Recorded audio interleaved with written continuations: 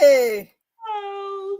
Hello, how y'all doing this evening? Welcome to Word on the Curb and Brandi Jenae. That's right. Welcome, welcome, welcome. Okay, we're gonna get this thing set off. We want to talk about Real Housewives of the Potomac first. Yeah, let's talk about Real Housewives of Potomac first. Okay. Now, Now, reunions, part two. Part two. yes, part two. And look, I done wrote down some notes. Go ahead, go ahead. I'm glad you did. I'm glad you did. Okay, so we start out with Mia crying. Spoiler alert, we leave with her crying too, right? Exactly. I'm like, I don't know. Mia's so fake and phony. She definitely is. And I'm not here for the tears. No. And it's not on no you know, I know we had a thing about not being too strong and, you know, being able to show your emotions and encouraging that. But like you say, Mia is so fake and phony where you can't really believe where she's at when it's coming. And so it feels always like a tactic, you know. In the previous episode or previous review, when we were back on their trip, you know, she had that whole meltdown about Gordon taking the kids, right? And when and I said it then, and the same still remains. It was like when she was in there, I told Zara, I said, I think that was phony, fake. Nope, Yeah. I didn't believe her, not one bit. And of course, at the end of that trip, she was headed to Atlanta. So, you know, yeah. So we come back with Mia crying because she can't, it's too hot in the kitchen. She can't take the heat that she brought on herself, because everything that's coming to her, we didn't ask for that. You gave it to her. She sure did. That's what they said. Mia be lying. And she gives everyone. Then looks Andy's in there kind of, like give her a little pep talk or something. So when he finally make it back out to the stage, then he's talking with Giselle. And ask her, about being an empty nester and about Jamal Bryant's wedding. I didn't see any pictures from his wedding, or either I didn't pay attention. I saw some pictures. So what it was is that Jamal Bryant had on he had on hunter green, first of all, that was the color. And his wife had on pink. She's an AKA. I believe that the green and pink was a ode to that. That's I didn't think Wicked. It's funny that they came up with that, and I'm sure that people didn't appreciate it. But he can deal with other stuff today, so I'm guessing he don't care. However, it was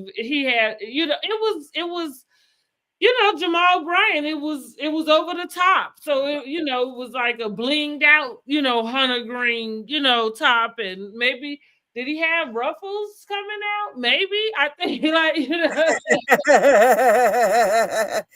I mean throwing that on. And then she had this, and actually I liked her outfit. So it was funny that same when they would talk about Giselle sometimes. There's some stuff Giselle had for the reunions I didn't like. However, generally, when people talk about her not knowing how to dress, I never really found anything wrong with the things she wore. You know what I mean? Like, I thought to myself, like, well, damn, can I not dress? Because I didn't necessarily. So same with that. Like, I didn't necessarily see a whole lot wrong with what they had. It was over the top. If, in my opinion, I guess it fit to their personality. But back to her outfit, it was a pantsuit, but it was all beaded with some bling. And like I said, pink, and I think the beads, pearls. So again, I do believe it was an ode to her sorority, as opposed to, but way to be shady, bravo, because I'm like, Damn. I haven't seen Wicked before, so I don't even know the first thing And then about. here come Ashley talking about I don't even know because I haven't seen Wicked either. I plan on watching it. It comes on Peacock, but that'll be my first time watching it, and so I don't know the characters. So I'm about to say, here come Ashley referring to the man as the lady Cynthia's character, the green, Oh, okay. because that's Wicked. That's their color scheme, green and pink. Okay. That's where they was going with that.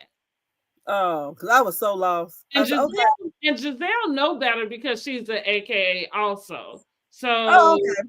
it seemed like she should have picked up on that and should have probably mentioned that. But Giselle she still got that mean girl in her. But but I gotta give it to her this season. I didn't agree with her more this season than I ever have.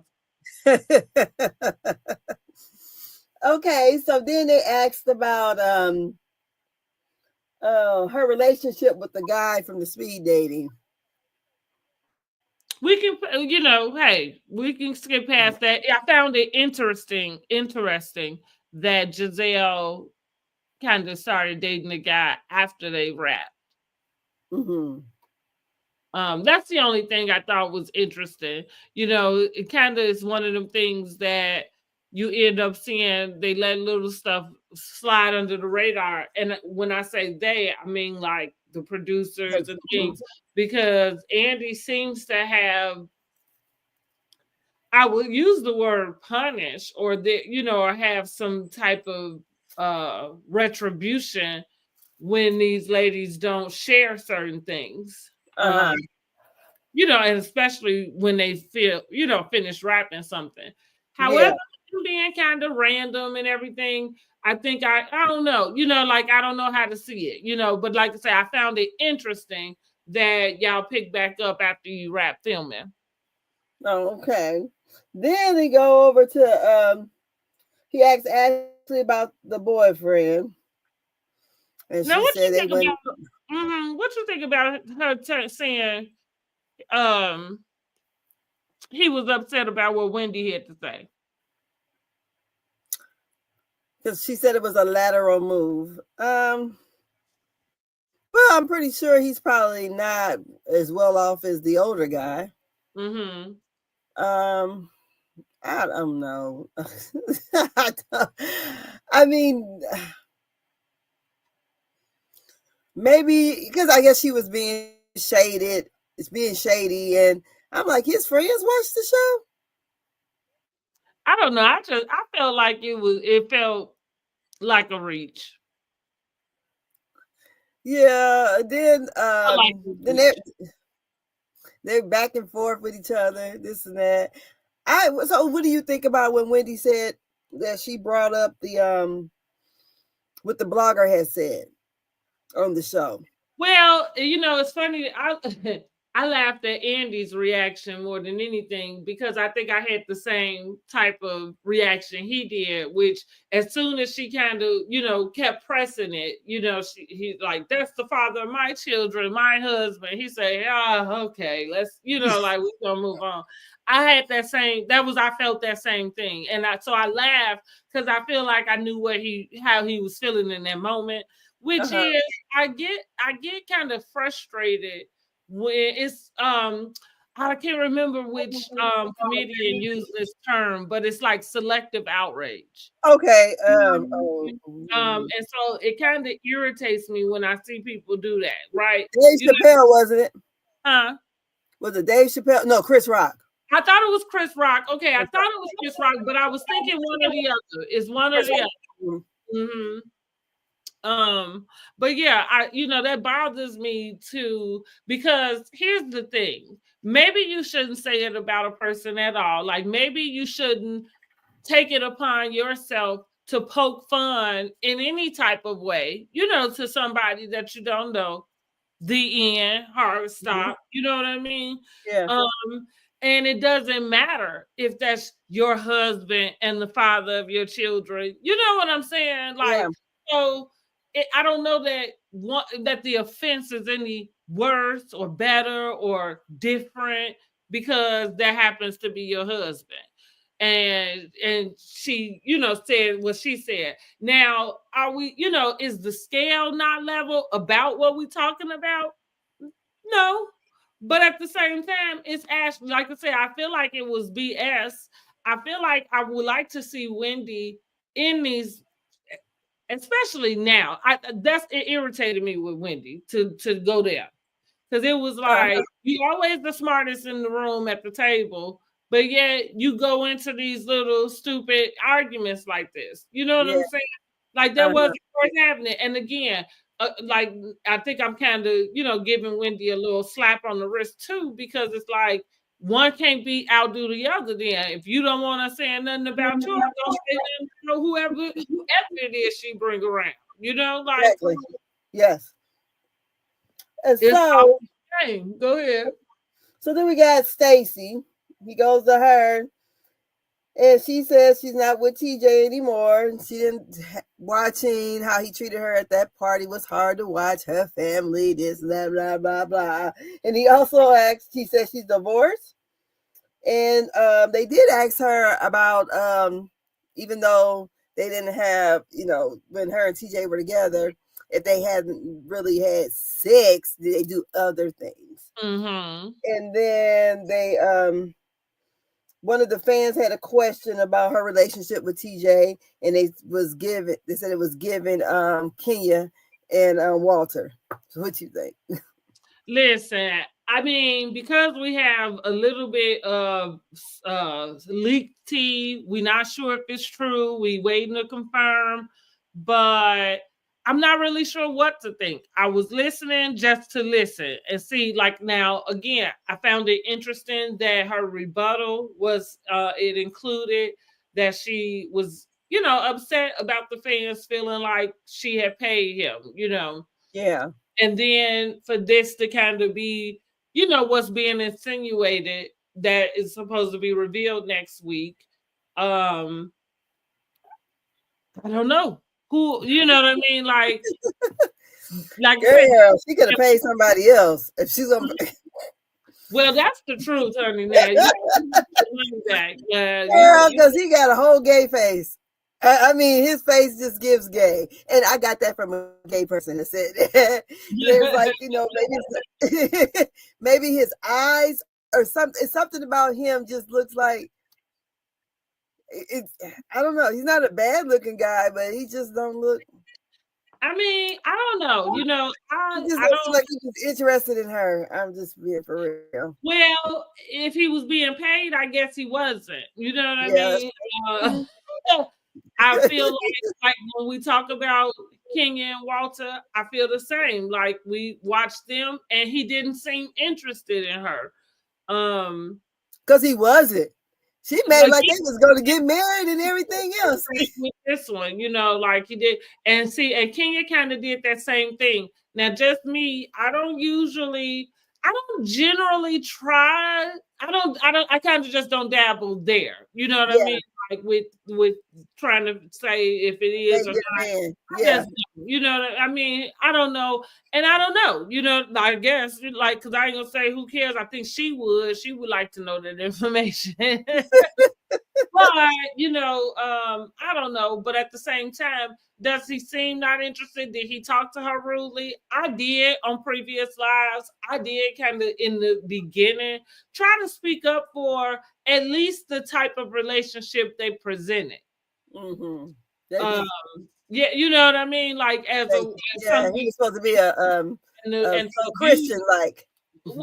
Right. Even though I don't know why people choose to use the word devout Christian, because I don't know what I mean from the other end. I don't know. I know that people use it to try to maybe emphasize whatever they are practicing. However, you see, that's another thing. I go back to the I don't like the, like jumping in and out, or it, like something being of offense, but you can do it yourself, because you can't have like you on here getting paid to be here, and that is deceitful, untrue, you're lying, you know what I'm saying? So all that cussing he was doing on the phone. But you can't tell me you're a devout Christian. You know what I mean? Like, excuse me? Like, wait, what? Wait. Is that what it looked like? Because I Girl, didn't. So again, I never knew why she. But I know again. I know that they want to emphasize why they're not being intimate. yeah, Um, like I said, I tried to speak up for him. I got egg on my face. It seemed like I got egg on my face about that Stacey because I really liked her. I liked her quirkiness. And again, that's what made me want to kind of just see it out. I understood it made sense in a yeah. certain type of way why you maybe would be okay just seeing somebody and not being intimate and you know what I mean? Like whatever. She dealing with whatever, you know what I'm saying? But here we are. So we're gonna see what do you think? What do you think? Well, I think. Well, I'm thinking that I don't know if she particularly paid him, but I believe I don't believe they were a couple. I mean, because she wasn't even divorced yet, but you trying to hurry up and jump in with this man.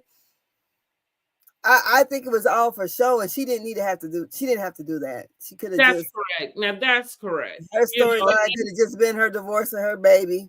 And that's And I it. do wonder if that could be the issue sometimes because I think what comes into my mind, especially since they've already compared the relationship to a Kenya and Walter, I wonder if that's sometimes the disconnect between bringing like an actress onto a reality show like that, or even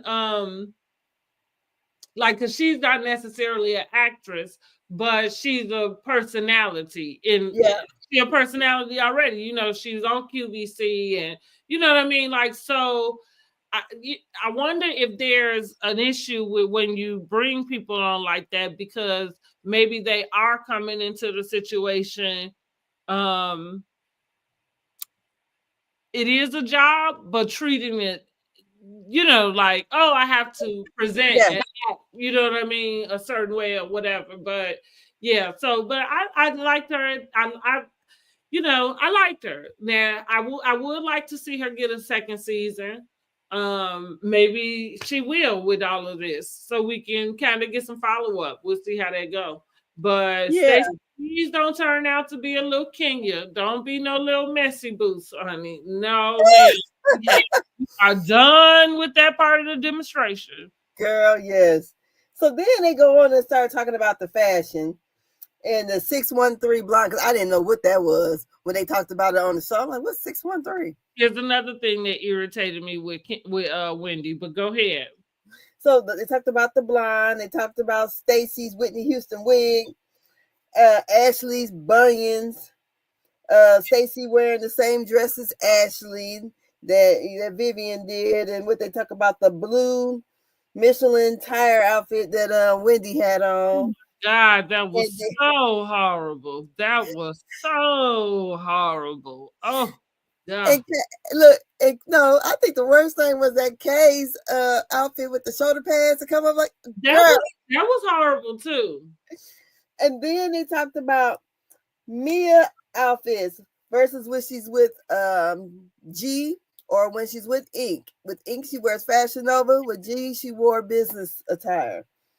So there we go. Yeah, out in the streets too. I mean, everything lining up in that order.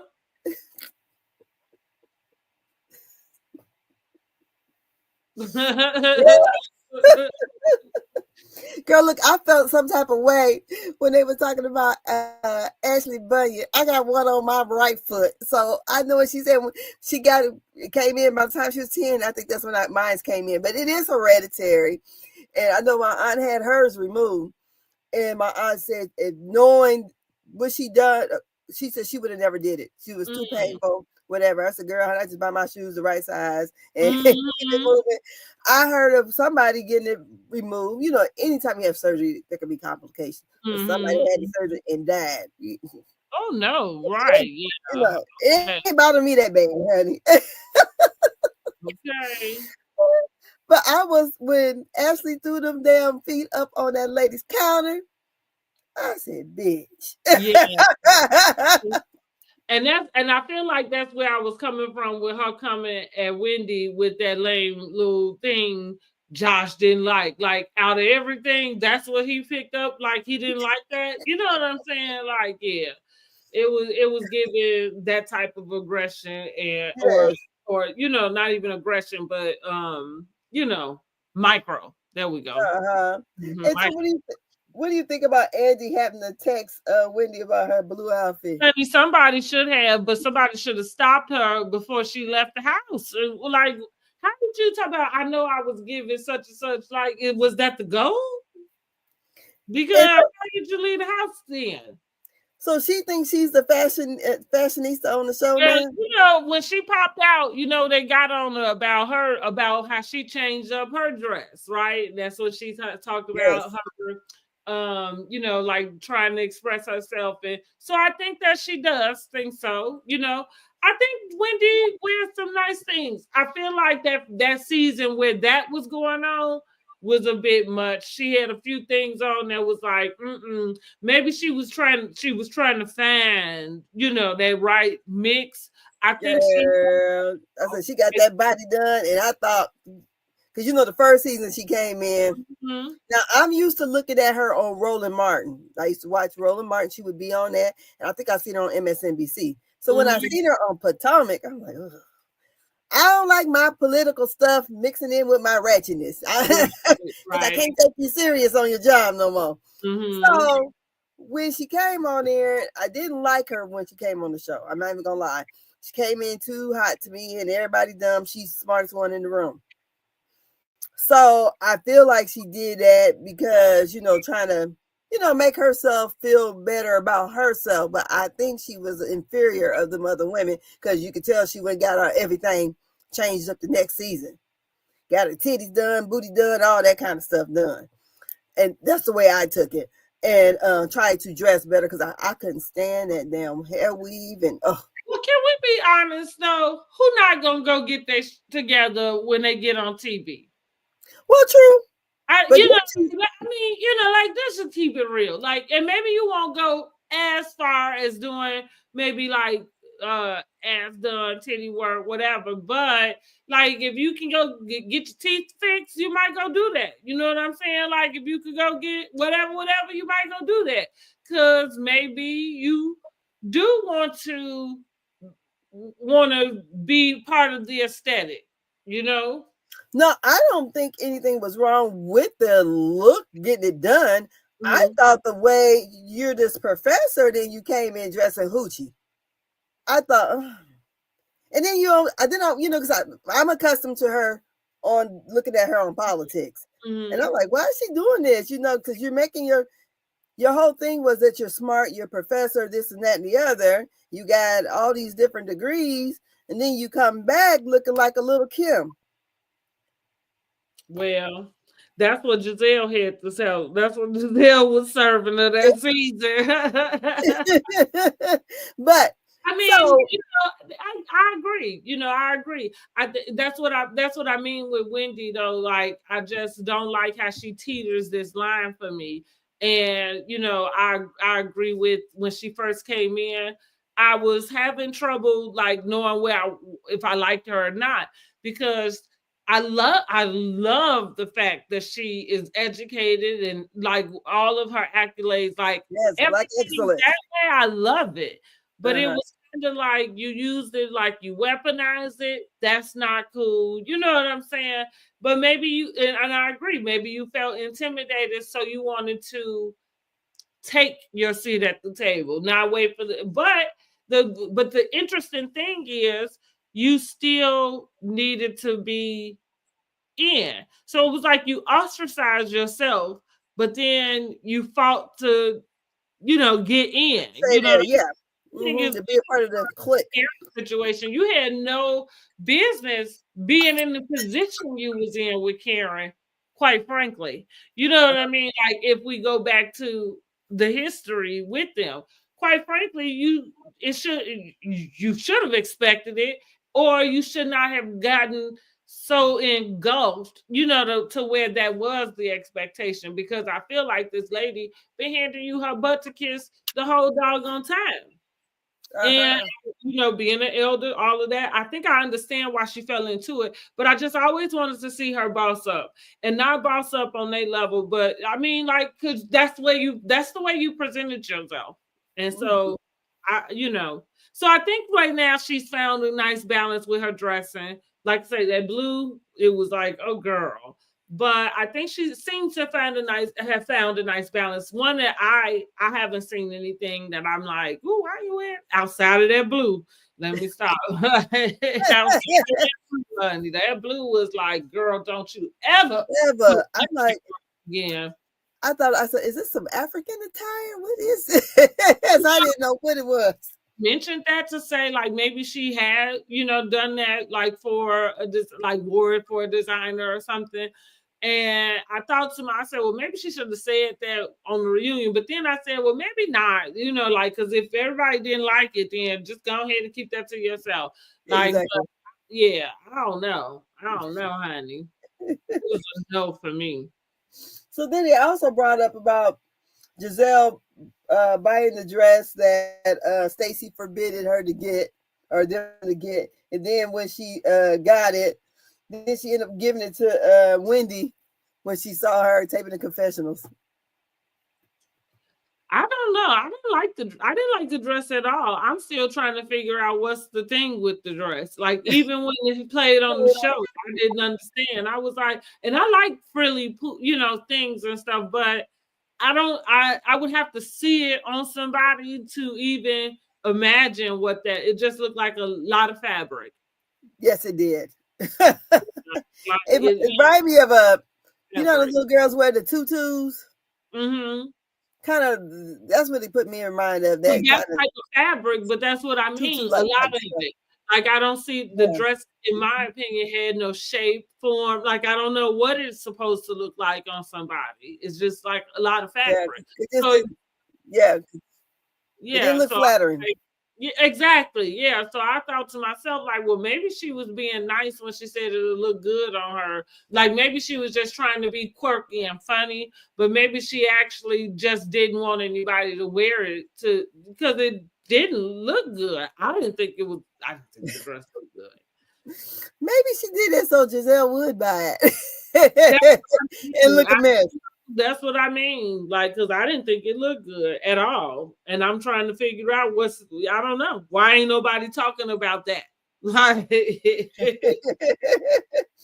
then they bring out Jacqueline rather, and she's pregnant doing May, and PP is not the father. Yes, honey. Yeah, birds of a feather flock together, huh? Don't they? Yeah, they do. I mean, but it sounds like she know who her baby daddy is. So good for her. So they go over to Mia and her love triangle, girl. We got the DNA, the children finding out about the divorce on TV, and then what they said, they were saying that it was the triangle was all a setup for the show. Giselle accused her of saying that, who was it, Giselle? Somebody said it was all three of them was in cahoots, which would be Ink, G, and her. It was Wendy. And okay, Miss Wendy said that. And Giselle says that that Mia lives in Atlanta. I believe every word. And then the back and forth about the IVF and the DNA test. Girl, what you think about that? Listen, I believe every word those ladies said because I believe the same thing. I think I had said it on previous reviews that even when we discussed her being broken up with Ink, I'm like, I don't believe it. And like I said, the sign for me, I knew she started using that Mia more. And I know it's a play on her own name, but she started using it when she announced she was dating this guy. That was their little thing to each other. Mia more. Uh-huh. Even after she broken up with this guy, when she posts, she still uses that. And again, I know it's a play on her name. Mm-hmm. But yeah. No, you know what I'm saying? Like, you can't slick a can of oil. That, to me, that's still them communicating with each other. And so, yeah, I agree. I don't believe that they are broken up. Um, we've seen Gordon have conversations with Mia about arrangement, and being okay with that. I think this is a situation that had been already, and Yes. now it has just come flipped over, and now it's on camera. Mm-hmm. And yes, what was the skit in Dave Chappelle when keeping it real goes wrong? Ask Mia Thornton. Like keeping it real, I just mean, that. because I'm like, why would you? I mean, because you have children, so why would you play about this whole DNA test thing? Well, I Why? said it way back last year when the very first inkling about it. I said that, well, and I guess maybe not too many people thought that far or thought it out far enough. But IVF is just those types of things when people go through that, it's too to the T. It's too planned Yes. out. It's too, you know what I'm saying? Like everybody is so, and not saying things don't go wrong. I know we've seen movies about, oh, whatever like that. And maybe there's a chance about it. Maybe we talking about the smallest possibility. However, I did think it was irresponsible for her to know, because she had already told us that she had those kids by IVF. That was previous, right? Like, because she had spilled all her guts the first season, right? When we found out where they met and all of that. So we knew that if you that's why you always have to remember if you thought back. So I always question, like, well, how is it that how you gonna have a question about who the paternity is when you use IVF, So we get to the point where she trying to lie her way out of it. Mia be lying. And so she's like, well, if you had sex with them, ooh. And it's like, okay, no, girl. Now Stupid. right, I found it interesting that when they got on the show, because now here we go, everybody want to bring up Gordon, like, well, he brought it out. He said something because he was mad, you know what I'm saying? And Mia was being disrespectful. Like he asked her, he told her you can have him, which she clearly had, as long as she was respectful about it. She started being disrespectful. He lost his money. She started being extra disrespectful. Yes. Right? You know what I'm saying? Because now she got the money and she doing everything. And so she started flaunting this guy. So he came out and he spilled it, because that's what y'all do. Y'all spill y'all guts around here. So that came out. But then you come on this season and you tell that man that Ink wants a DNA test. Now, how the hell did he get in this? Or as far as like requesting whether he want a DNA test or not. Yeah, she damn wrong for that. She deserved that ass whooping that she was getting, because somebody needed to. If her mama didn't call her up on the phone and tell her off, somebody should have. If one of her many moms, because every time you turn around, one of her nannies is her mama. Yeah. And she always sharing it with Jacqueline, which I don't understand that either. But anyway, that's a whole nother story. But yeah, somebody needed to let you know that this is foul and you are foul. Yeah. Because nobody exactly. You can't point your finger and then one of them ladies about this right here. Like this is all your mess. And that running off, like you read, that's my cue. No, and that's the same selective outrage. If you heard her going off, not my kids, not my kids. So now you're gonna use this. Don't talk about my kids. Girl, you gave all the ammo. That's what I agree with Giselle with every word she said on that couch. Took the words right out of my throat chakra. Is that what that was? It's right out of it. Like, because I felt the same way. Let's say, be please. Like, be please. Like, no. You are not the victim in this, honey. You are the villain. You Well, are I'm the gonna villain. go ahead and play it real quick Go ahead, honey. again I'm gonna because go I grab said, gummy worm, salt and sour. I'm sorry, I need a little snack. My mouth waters. okay, hold on a second. Let me get this thing to going. Yeah, Miss not that. Okay. Let's see if we can find it here. So I called myself saving all this junk earlier, but girl, because I look my main thing. Here we go. Mia, if the conversations surrounding your child were bringing stress to your life, what made you think it was okay to bring up Giselle's daughters in an even worse context? Your girls were sneaking boys in the house in DR, and on social media, you post like everything is perfect. You know, I didn't think it's okay, and I actually apologized to her. And then you got in my face. Then you at her when she was a man. You jumped up from your wherever you were sitting, got in my face, and tried to act like you was gonna do something to me. Keep my children out your mouth, Mia. No, you keep my children out our mouth. I haven't talked about your children. I talked about you. I talked about you. Okay. I talked about you. You getting in my face?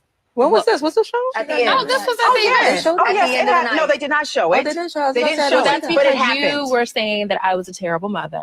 You have acted like that And this season, a so- terrible mother, and I stand by that. No woman, no mother would put their child on a platform to discuss his paternity. No mother would do that. No mother.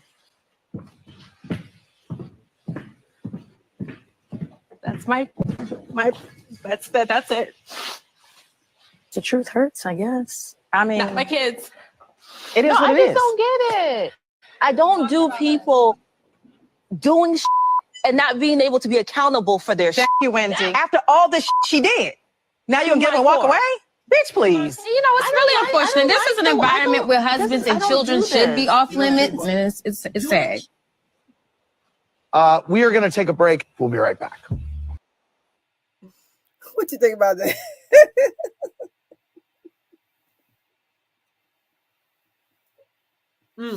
Listen, like I told you. Everything Giselle said, I agree. And I try not to judge people's parenting. Because that's sensitive. You know what I mean? Mia should be upset, but she should be mad at herself. You know what I mean? For doing this, for exploiting her family the way she did, her kids. Yeah. Even though, you know, like, and this is the, you know, going back to Housewives history, there was a time frame in the beginning, and I think this kind of shifted with Atlanta, because Atlanta started, but then it kind of shifted a little bit. But anyhow, where this was about their families, and they had their young kids, and you know what I mean, the kids were there, and whatever was going on, like OC had the early seasons of OC, baby, they had some kids on there that was wilding out, child.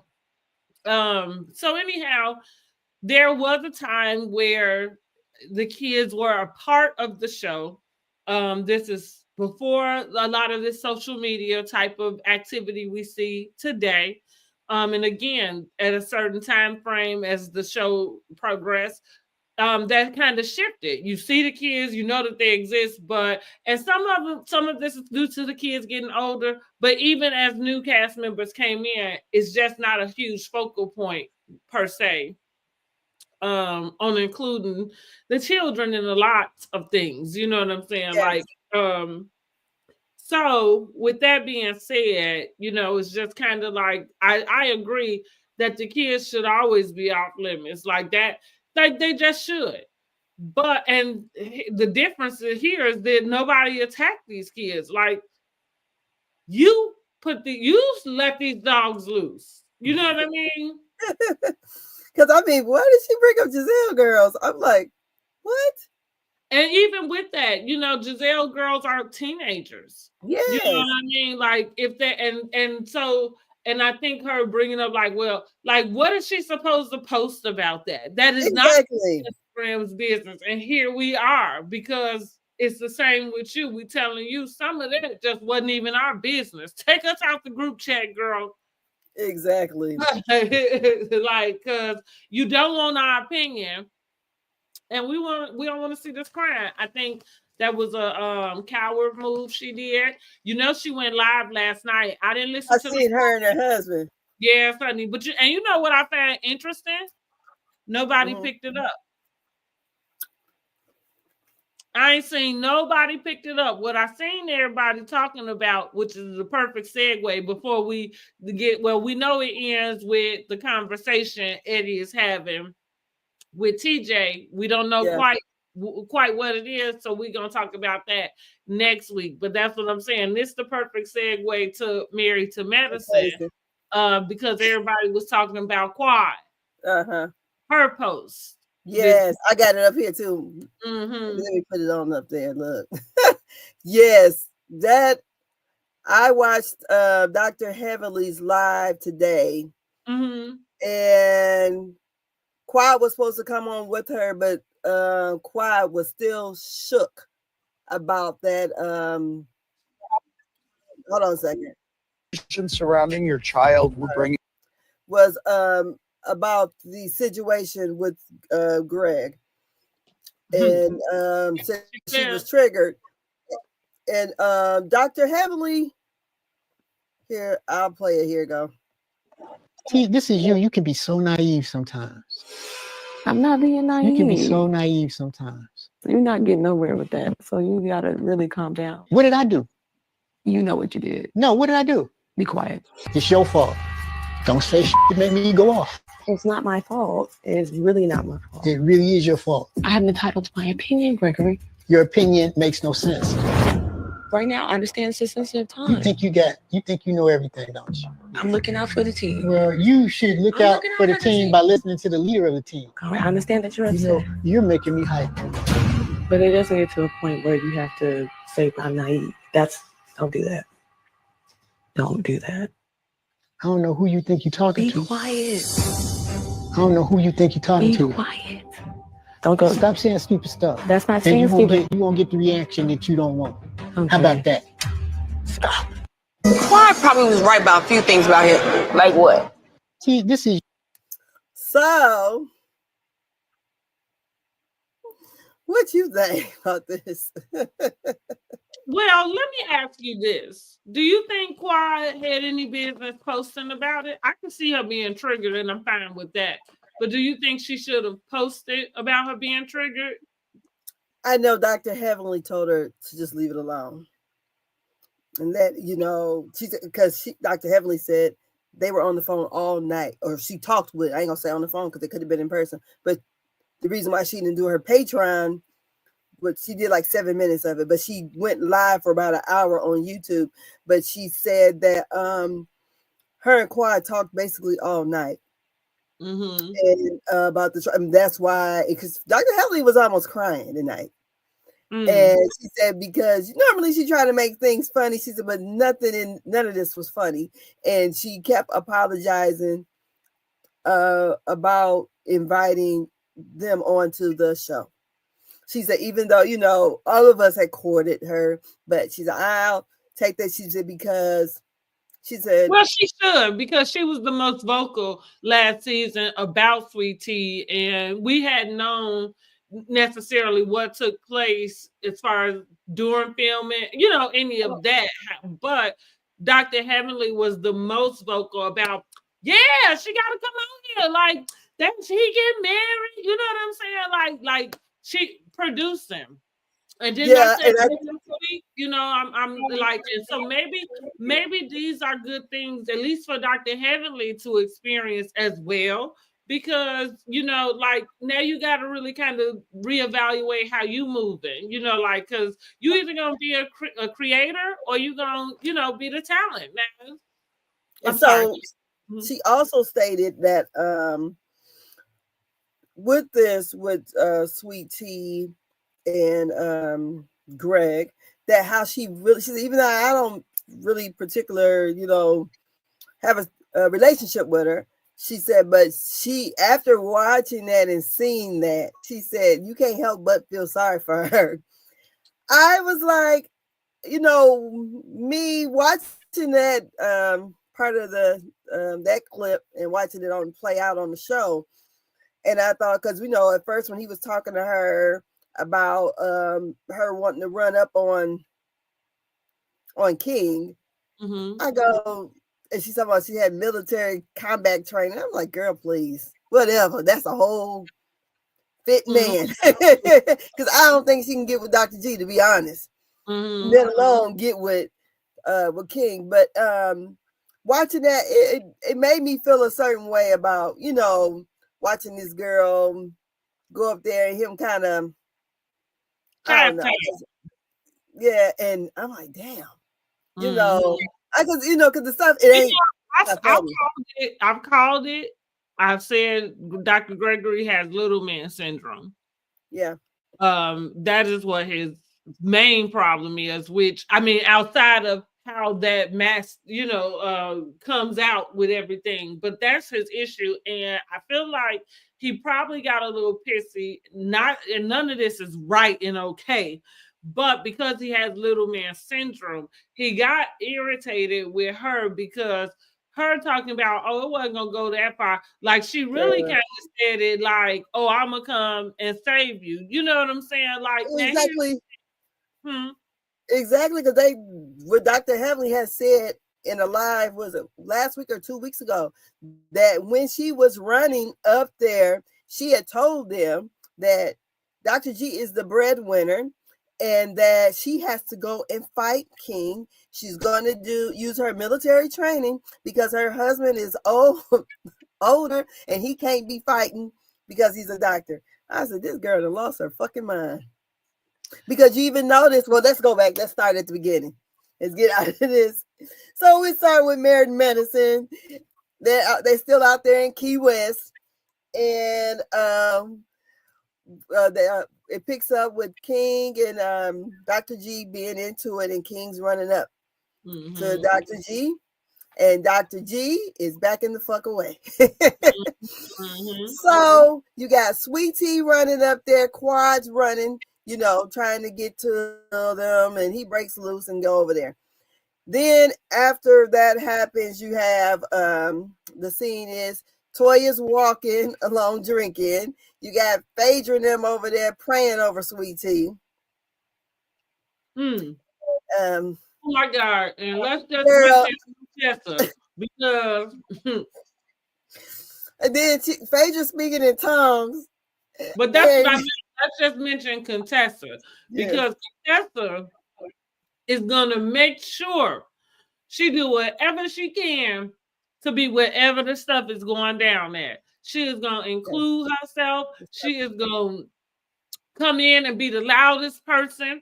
And here come Phaedra. Now she praying, you speaking in tongues, this girl falling out and screaming. Like, what is happening?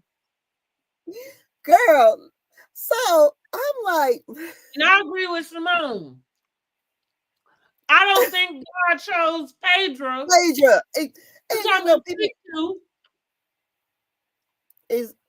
I'm like, because I had to ask my mom about it, because I call bullshit on the whole thing. I can understand. I don't even understand why Sweet Tea was so animated and upset. I said, maybe I'm just ghetto. I said, because my husband and them, they always, when they was young back in the day, they'd have been drinking, and it because of the family, everybody fighting. I don't remember a time having a fit like that. You try to break it up. These are all professional people. We know it ain't no guns out there. It's elevated. You know what I mean? Like, I feel like, depending on where things was at, but I think everything is elevated. I feel like Sweet Tea is in an environment that she is not ready for, and I'm glad Toya brought it up once we kind of moved there, because those ladies do need to be accountable for the way they brought that lady in and then just left her out there. You know, so I think we just saw Sweet Tea having like a breakdown because she's probably been, and going back to what we started the show talking about, how the show ended with Dr. Greg really showing his true colors about the way he speaks to her, and he is abusive. That's what I saw. But I mean, when I looked at it, I don't know anybody else seems Because people kept saying, "Did you hear him smack her?" I said, "I don't know." Oh no, I don't know if I heard all that, and I wasn't listening for none of that. But what I did really pick up on, and then go back to watching her, what you bringing up, I'm pretty sure she has spent a lot of energy trying to manage his emotions and make sure that they was going to be able to stay and to be okay and but it didn't happen. So when we see her going through that, I mean, it didn't help to have Contessa over here screaming in your ear, "It's okay, you girl." Like that's what happened to her with Buffy. Like where did you come from? You don't have to hold on to it. Like nobody asked you for this. But that girl, she needs some attention so bad. Poor baby. She needs some attention so bad. She does. And so it was chaos, and that's just it. And here comes Phaedra. Yeah. Just what Apollo say? Girl speaking in tongues. I ain't never heard that. 97. You probably done heard a lot of things come out of her mouth, but it was never speaking in tongues. Huh? I said the same thing though. My thing is, I am a person who grew up in church, and I had asked my mom. I was like, "Wait a minute," because y'all know people speak in tongues. I said, "But me personally, I don't mix my sinning with Bible stuff. I just don't. Me, I know y'all drinking. We all having a good time. Y'all hearing the thong and all the things we got going on."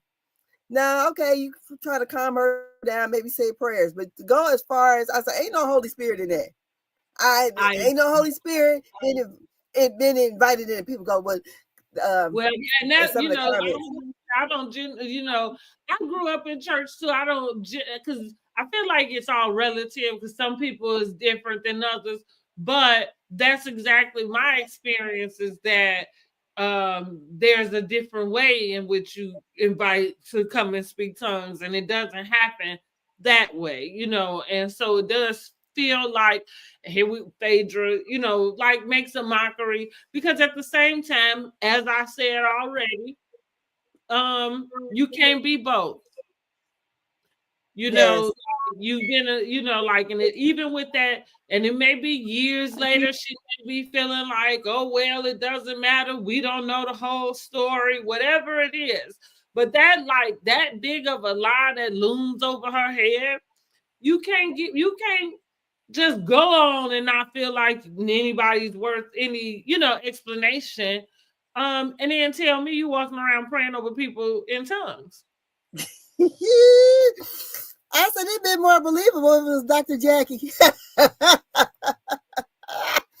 I said, and so I got so tickled with when Dr. Damon and Eugene was walking. Look, they hugging each other walking. And Dr. Eugene said, "What the heck?" And Toya looking at them like, "Really? Y'all just was I mean, that's it. For real. What is happening?" I have just entered the Twilight Zone. So Dr. Simone says it's time to go. And then they had to get 2 boats back, to take back. And she had Sweet Tea, Dr. G, Phaedra, Sheck. And who was it? Was anybody else on that boat with them? Phaedra, Sheck, Sweet Tea, Dr. G. Was it just those 4? Just them. Because Contessa gonna be wherever. Now, even though Contessa was just over there praying and she got all that stuff kicked off, she gonna be wherever they at. Because that's, like I said, she is an attention seeker. That girl, Okay. oh my God. And all of a sudden, now she ain't had 2 words to say to Heavenly. Every time she saw Heavenly, she ready to jump on her, square up. And then you go try to have a conversation with her about sweet tea. She said, "Are you okay?" But so when they're on the boats and she's talking to Dr. Heavenly, Sweet Tea is over there talking to Phaedra and Shek, and she said, "All I asked Dr. Heavenly was who invited Shireen or whatever," and she made references that she didn't want to have to beat up the elderly. And they kind of pan over to Dr. Jean. He just kind of looked. Yeah. And then in the same breath, she mentioned she had never been in a fight before. So I'm thinking, you've never been in a fight before, but you gonna run up on King? But you to the point that we're gonna talk again about respect and how people treat you when they respect you. Because again, Contessa has been able to get away with that same thing about being in the military and being stronger than everybody. She has the reputation for whatever reason that she can beat everybody up. Now she's the smallest thing out there. Right? Maybe because she bodybuild, maybe. She, as far as we know, she just did that last season. She was on the show. Yeah. So that it's not like she was introduced to us and that's what she did. And she had already been out the military. So I'm saying this to say, you can be in the military and not have seen combat. You can be in the military, you do all the training because that's what you have to do to get through it, but never have, had to practice any of it. Yeah, but they don't train you to fight. They don't train you to. They probably teach you defense things and stuff like that. You in the military. Look, it's like okay, yeah. They teach you a little bit. It's like maybe like a 45-minute in service. Okay. Doing basic training, but hardcore type of. But I'm saying no. Too, so it's about we how training to shoot. And like you or whatever, because like I said, nobody's ever given Contessa that. Even Scott, when she got into it with Simone, Scott, all right, that ain't what you want. Like, what? You know what I mean? So it's the lack of respect. Like I said last week, that's the reason why Dr. Heavenly jumped and spoke to that lady the way she did, because she would not have done that to nobody else, not one of them other ladies, and I don't care which one you name. She would not have turned around and spoke that to her. She talked to that girl like that was not even her child. She talked to her like she was a child, but like she was some child lost off the damn street that wandered up, and I don't know. And those are things that's really bothering me about Dr. Heavenly, because those are things that need to be checked. And while we on Dr. Heavenly, we'll just talk about her doing those lives. And, we selective outrage again, but to this morning, she in trouble about one of her comments she made on her live. And like I said, selective outrage. For me, the reason why I named it that is because that's not the first time that lady done said that. That same belief that she just spewed out, she done said it 5 million times since we've been watching this lady on YouTube. That belief that she spewed out is in her, and whether she said it right, I feel like majority of people watching her understand what she's talking about. Now, but again, here we go. We got to get into your terminologies and the way that you're saying it. But this is the point. You got a whole group of people that can tell you that they offended about this and what you said, and yet you defend what it is you meant by what you said. Yet you meant to offend. You just didn't offend the person you were trying to offend. You were trying to offend Greg. Yeah. You know what I mean? Like, and publicly offend him. you just happen to offend a whole group of people while you're doing it. You know what I mean? But the thing is, and which go back to him having that little man syndrome, that's probably something he is used to dealing with. Going back to Sweet Tea, feeling like making that remark to him, and probably setting him off because he's already feeling like little man, like he can't. You know what I'm saying? Like he like he can't. He ain't. You know. And so he got to do this extra stuff, like how he was with King, because he was out of line and out of pocket. You know, but that's what you got to do to make yourself feel bigger, I guess, on the inside, because you got little man syndrome. Yeah. And PT, she is trying to manage it because she done sniffed out a pot of gold that she, you know, just didn't know what all came with it. And too bad for her, because Portia went through it. Like, if you just would have held on a little longer, maybe did a little research, you probably would have found out that maybe that wasn't the tree you wanted to go up under. Because I was thinking somebody else got duped. Oh, Kenya, there we go. I was like, somebody. Are you talking about Kenya and Mark, or Kenya and that? And Mark? Because what I'm saying is, out of desperation, like you went and, you know, basically sniffed out this man, and you got a whole headache, honey. Like what I say, the dream became a nightmare. Oh, so Kenya sniffed out Mark? No. Okay. Well, when it comes to her, I think she describes the story of Chef Roble in introducing him to. She said she went to have dinner at his restaurant. And okay. Yeah, that's her. I'm talking about Sweet Tea. Yes. So I do believe, like, far as Sweet Tea and Greg, because, you know, she's still defending their relationship, and like I said, it was just hard to watch. I mean, because I know she kind of be the butt of a lot of things, but it was hard to watch that part. So the next thing we go to from the boat ride back, we go to I think it's the next morning. You know, Dr. Contessa is bringing up Heavenly. And, then we have Heavenly and Simone talking to Apollo and Shireen.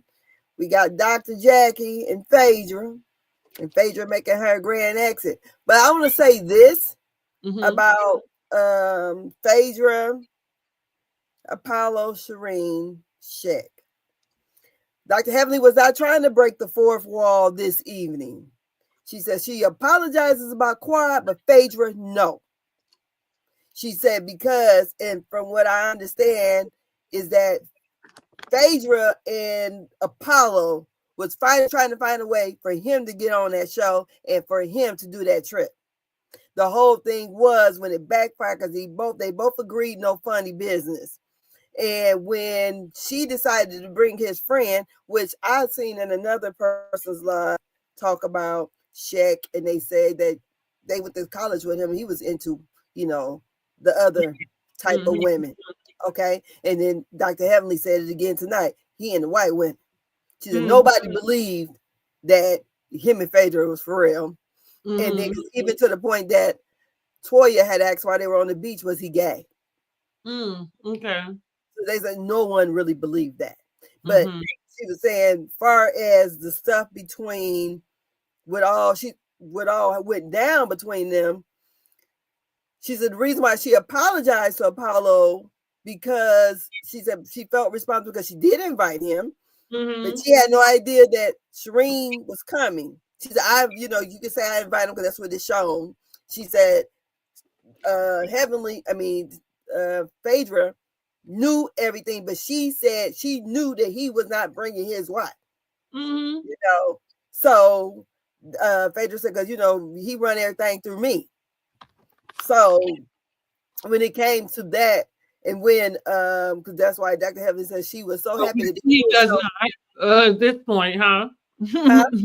I said we see he does not. Yes. And so I think that the whole thing was that she was gonna bring Shek to get under Apollo's skin, but when he found out she was bringing Shek, that's why he brought his wife. And she said that the argument between Shireen and Phaedra got so deep. Because even Sweet Tea mentioned it too in one when she talked to DJ Sky Ritchie, that Phaedra and Shireen really got into it. And Shireen said a lot of things because Dr. Heavenly said things she would not repeat. Is what she said. I don't know who put that battery in her back, but because first in her back, and her husband put it in her back. That's who put it in there. From what Sweet Tea has said on there, that she mentioned something. Shireen mentioned something about their kids, and when Dr. Jackie and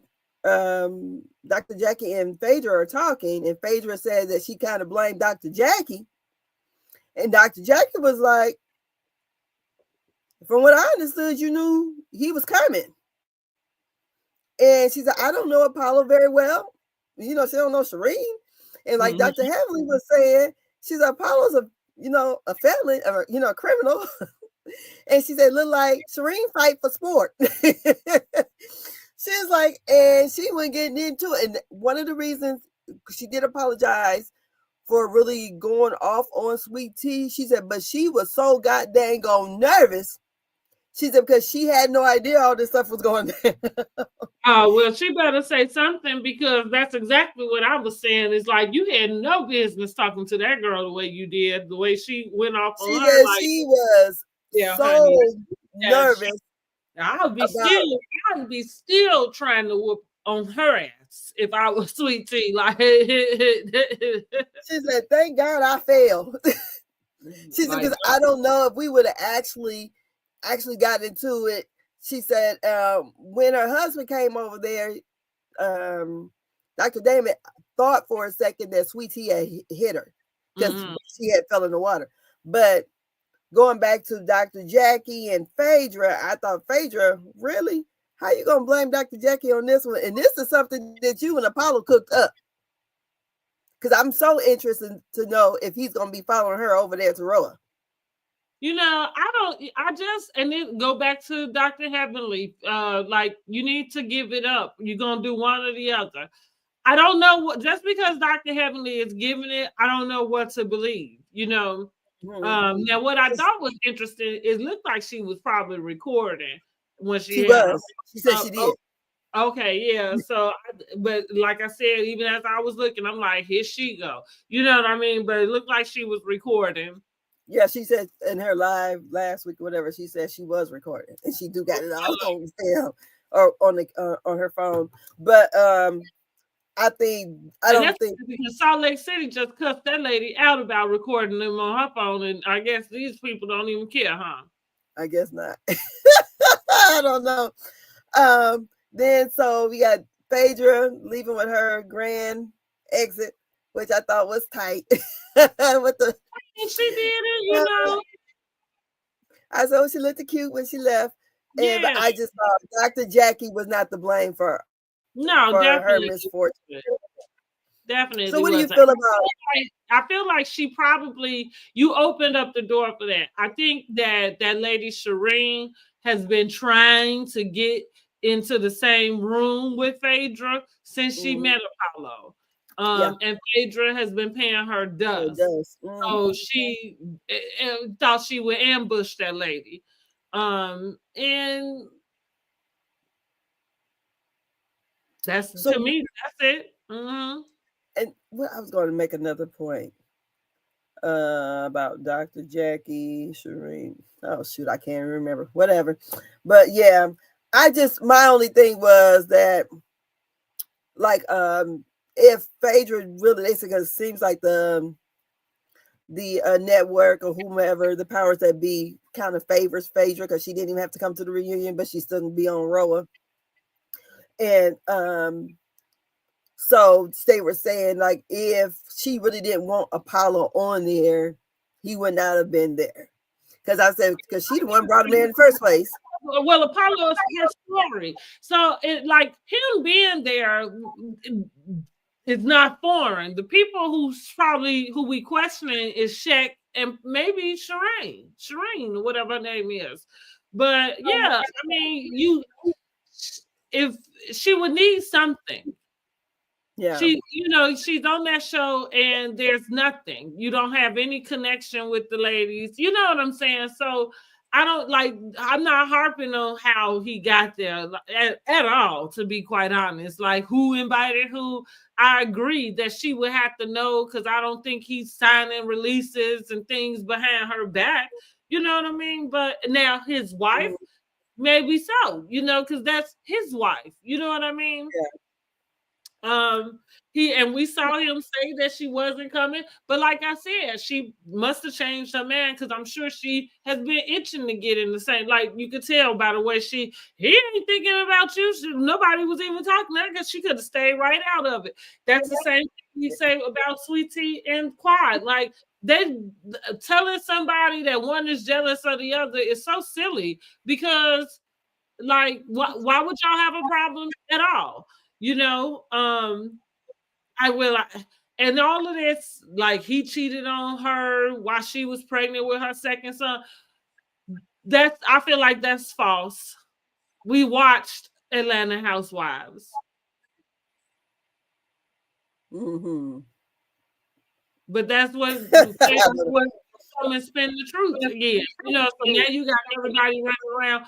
But again, now did he start dating her while they were still married? Yeah, but you had the chocolate. But here we go again. We ain't never seen chocolate, right? They said it's supposed to be Giselle's ex-husband, allegedly. Oh, is that okay? I can see that too. That's funny that I could actually see that as being something for real that did happen. Yeah. Mm-hmm. And then once Phaedra leaves, the women are going out and the men are going out. Like, they're going to a cigar rolling place, and the women are going to a rum place. And then the women discuss what happened the night before. And I guess I'm trying to remember then. So, then they also talk about, Phaedra leaving, getting on her private jet and leaving, and she ain't fooling with them no more. Okay. And I mean, that's what I was going to ask you. How do you feel about Phaedra calling them mean girls? And okay, I guess if she had never been on roll, we knew nothing about her. But since we know about her, how do we feel about Phaedra calling them ladies mean girls? I think Phaedra just say stuff to get herself out of it. She kind of like Amia, but she just kind of got more class and grace than Mia. You know what I mean? But no, I didn't think much about it. I thought there was a point to it. I don't, you know what I mean? Like, so piggybacking where Toya brings it up. But yeah, because even in the midst of this, we just saw we saw them turn on Quad. We years ago, we saw them turn on Mariah. We like how they clipped back and showed all the stuff.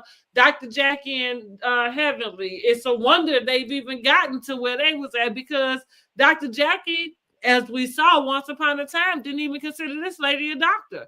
Let alone friend. You know what I'm saying? Like, barely want to talk to this lady. When Dr. Heavenly told her she was smarter than her. Right. So it's just I mean, it was Phaedra being Phaedra, but I think even liars can sprinkle truth in. You know what I mean? Maybe mean girl behavior for sure. Trying to bring somebody's ex on the show when y'all in the group. Yeah, that's nasty work. That's the devil's work.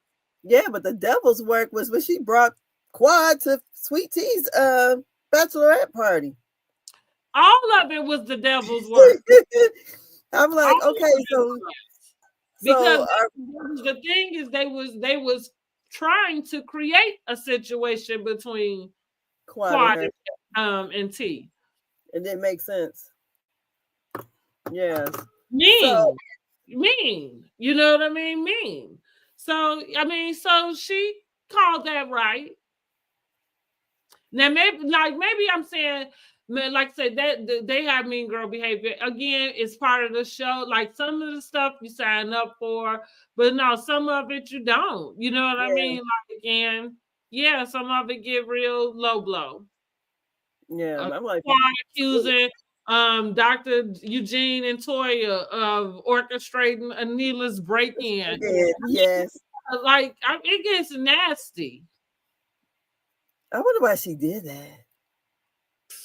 You could and it's funny to me because you couldn't even make me believe that not just that somebody did tell you that, but they told you that in a way where you took it as fact. Like that's again why I don't like when people do stuff like that. Going back to Dr. Heavenly, like I don't like how you kind of tell the story and you tell it for somebody else. You know what I mean? Mm-hmm. Because even though you was there, it doesn't mean that what you're telling is accurate. And even from an accurate point of view, especially when you describing Dr. Greg and Sweet Tea, because you don't like them. Mm-hmm. So I don't know that you ever gonna come from an objective place. Yeah. So you know what I'm saying? So not everybody has, with her smart tail, but not everybody has a mind that is great enough to know to take what somebody's saying and maybe analyze character. You know what I'm saying? To figure out if what you're saying is even remotely close to truth. You know what I mean? Like, because sometimes you be so far, you're like, oh hell, you know, like, oh. But then you kind of like, well, I can, like I said about Phaedra and Jamal Bryant, like, yeah, I kind of can see that. Like, it don't even sound like yeah, like I can actually see that.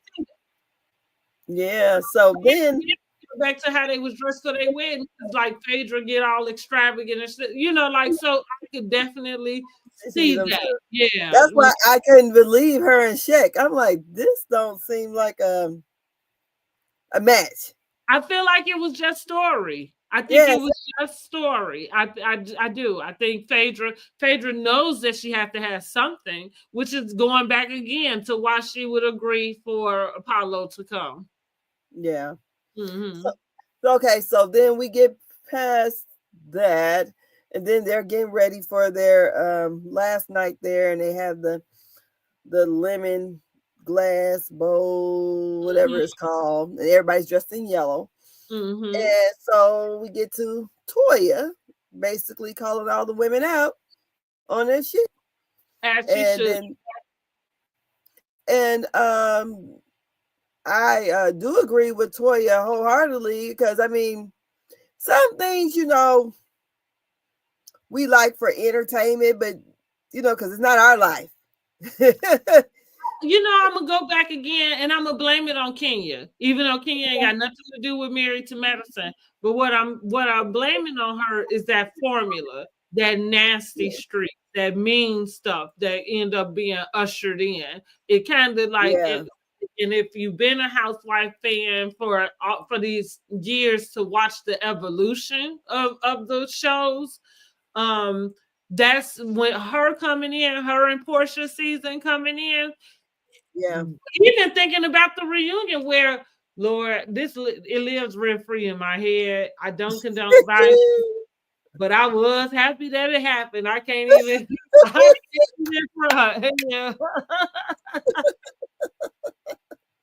And I like to see the replay. I can't Girl, about it. I loved every second of it when she joined her. I can't even lie to you. I'm so sorry. Like that might be my most favorite, like Real Housewives of Atlanta moment. Like that right there. Like if she did drag that lady across the floor. Like, yes. Like, yes, like, and she deserved it. Look, she deserved it. But that's what I'm saying. Like, she brought in this nastiness and this meanness, and with that, it brought in views and all the extra stuff. So everybody else had to get down with it. You like that became the bar now, you know, like, and so now we're not gonna do like, oh, let me just leave you off the, you know, guest list. We're not gonna do that shade. Now we about to go and, you know, do background checks and find out if you paid your bills last month, and, you know, like if your house in foreclosure, you know, like, and now we, you know, exposing these things. So yeah, there's a nastiness that these shows have gotten to, that I would like for us to see evolve from there. And Married to Medicine, up until this point, and last season, is the start of it, because it did come in with the introduction of Dr. G and T. Up until this point, I feel like they've managed to kind of try to stay away from it so much. Seems like maybe that's why they figured they had to get rid of Mariah. And even though that, like, going back to that thing, that was Quad who did it, but they didn't like Mariah, so they picked Quad. You know what I mean? Like, even though it was Quad that was making that allegation against Mariah that was so mean. Yeah. Okay. Yeah. Right. You know what I'm saying? But anyhow, yeah, it's just, I would just like to see it kind of get back to some lightness and not trying to purposely bring people down. You know, life hard enough. Like, it's hard enough that they got to live in Atlanta together. You know what I mean? Like, do you got to bring him to Key West with me? You know what I'm saying? And that's what I mean with Quad. Quad probably should have just left with her head held up. But I know it's a good check. And baby Quad probably like, what am I going to do, honey? You know, like, if I don't keep it. So, I don't know. We might be stuck with it. You think Sweet Tea is going to stay? She looks like she can't take it. I mean, you know, for her, because when was that? The week before the reunion, she just seemed like she was so bummed out on her YouTube. I mean, she said it was affecting her mental psyche and everything else. And I don't know if I couldn't do it if it made me feel like that. Not unless there is going to be a meeting of the minds, but with her and Quad, where they sit down and agree that they don't have a problem with each other. That if they do got problems, it happened to be with the same person, and it's just her husband. Like, I don't get it. But again, Dr. Greg has little man syndrome. So he done brought this lady in. He done gave her whatever information or perception from what his, you know, experience relationship is. And so it's kind of like, you remember when we watched What's Love Got to Do with It? And I kind of used the, you know, like him being left all the time and nobody caring about him, kind of forcing her to give him this promise that she wouldn't leave him. It's given that. Yeah. Sweet Tea, it tries to manage him a lot. And like going into that last scene where he telling her, it's your fault. It's your fault. Like, actually, none of this is her fault. Because I'm like, what is he talking about? Is her fault? Because she told. The only thing I can say he could be talking about is that he feels like she basically challenged his manhood. Like, going back to that look when she mentioned elderly, like, he kind of gave this look as if he felt offended. Yeah, he did. You know. And so, like, I was like, because when is he gonna be all of that? And so he's like, well, what? But then going back to, she said, well, I use my combat training. Now, see, I feel like a confident man, not saying this is a man that's gonna let you do anything like that. But a confident man would have been like, I know that's, like, you better, like, woo, woo, woo, like, yeah, like, whatever. If I'm in need, like, like, woo, woo, come on, have my back.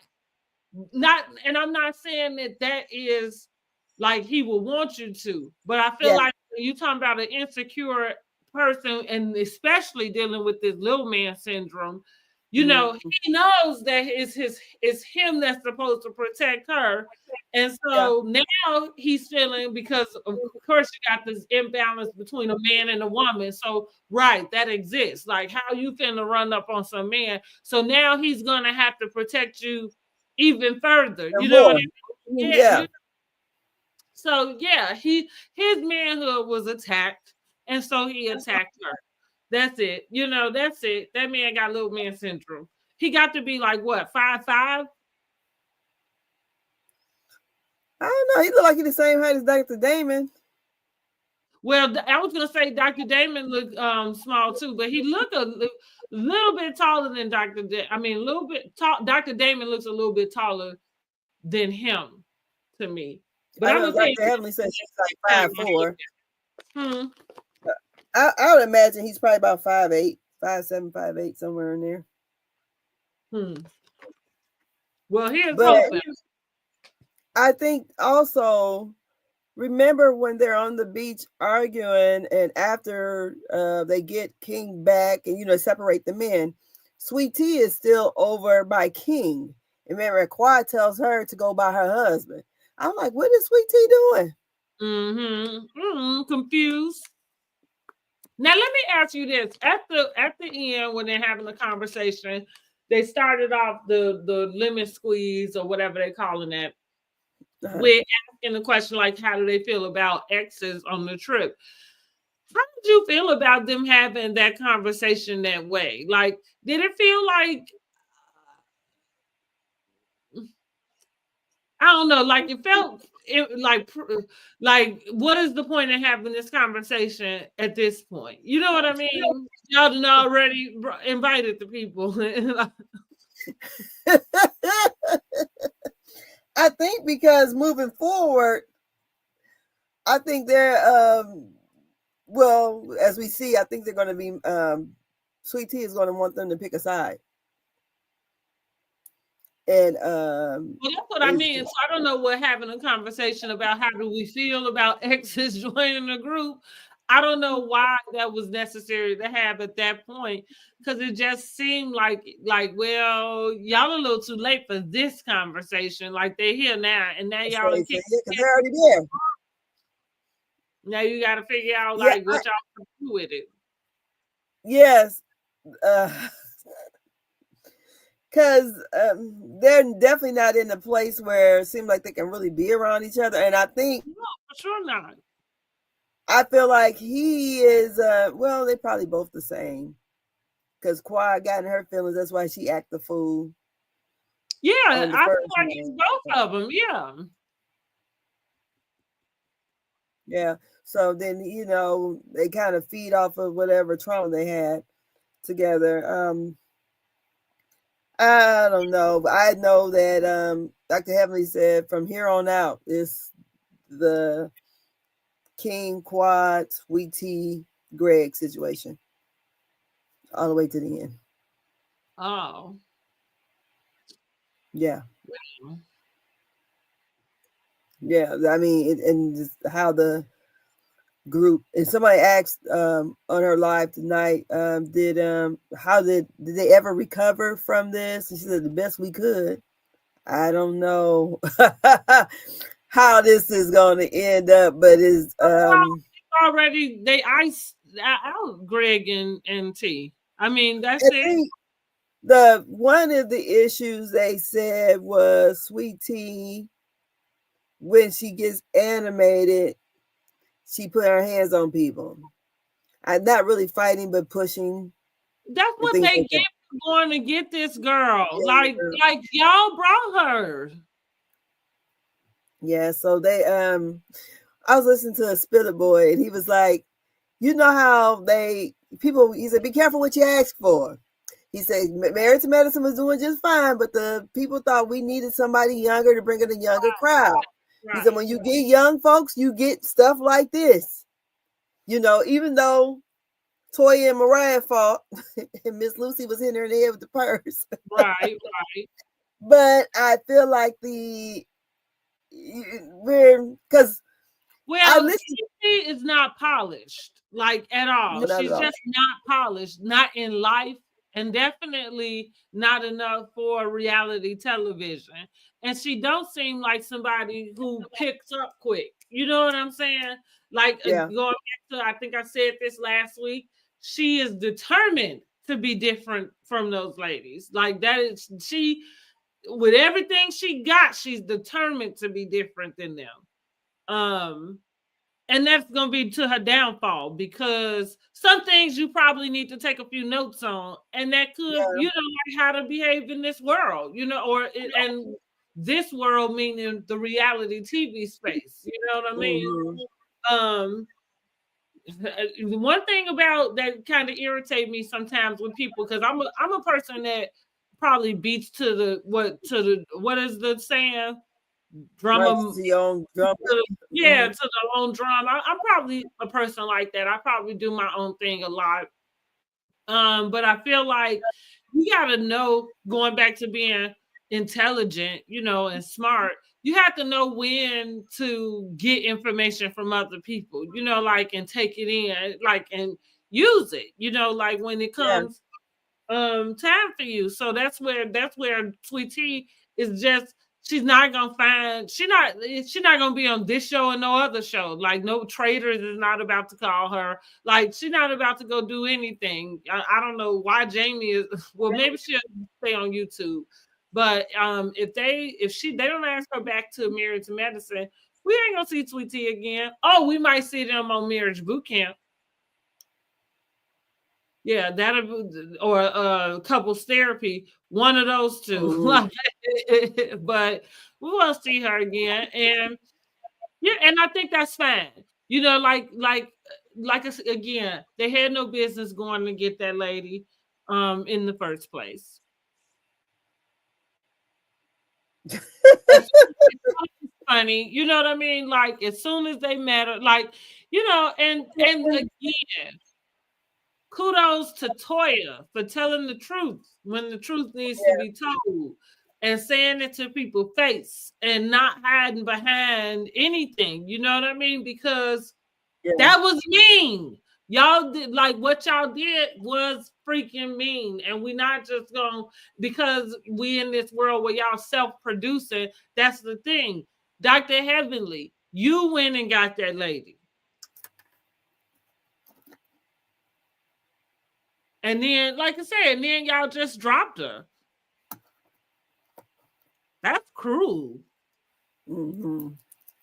And and Quad is better than I am, because with friends like that, who need enemies?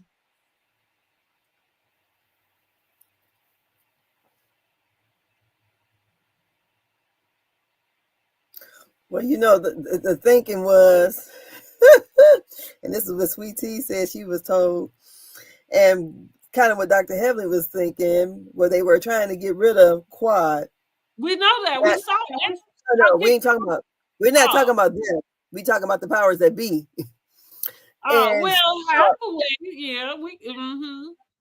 So she thought if that girl come on the show, it would give Quad a storyline.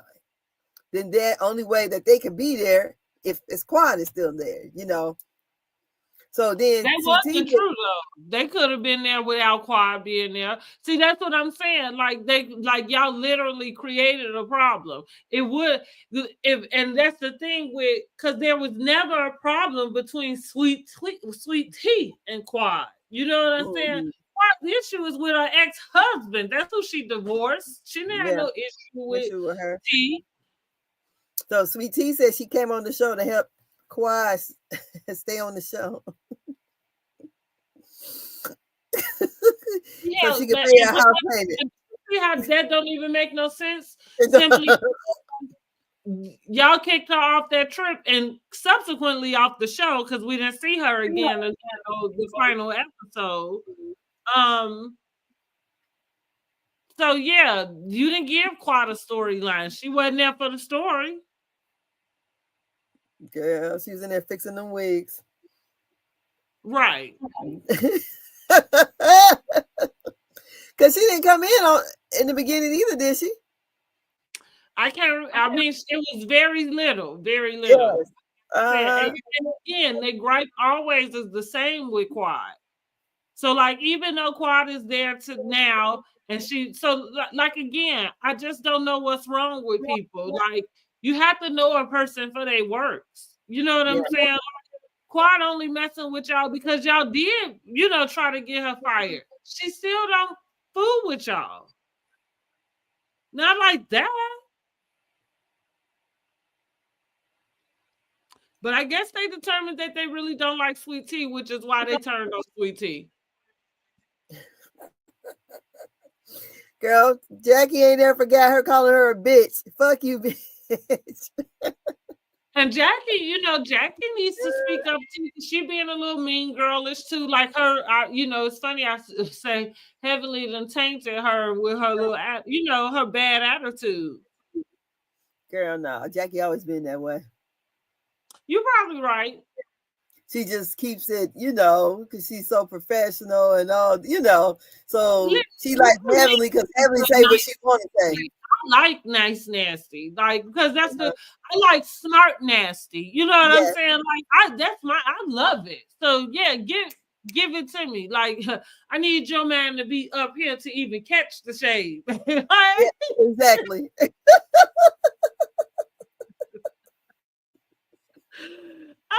But I like that type of, you know what I'm saying? Like, but again, what makes me say that is when you snakish about it. Yeah. Like when you snakish about it. Like, I don't like that. Mm-hmm. Say what you say. What you say, exactly. So they finish off, everybody's leaving or whatever, and then we know our scene we had with Dr. Greg and Sweet Tea. And I bet I'm confused. Maybe he forgot that he was mic'd. No, he ain't forgot he was mic'd. He was being him. Yeah. I mean, even like maybe he did and he was mic'd, but I'm just saying he was being him. You know what I mean? He was being him. The pout, the walk away, it gonna kind of go back to what I was saying. Like, all that was missing was him walking out that door and getting in that whatever. What kind of car was that? That little car? The Mini Cooper. Mini Cooper.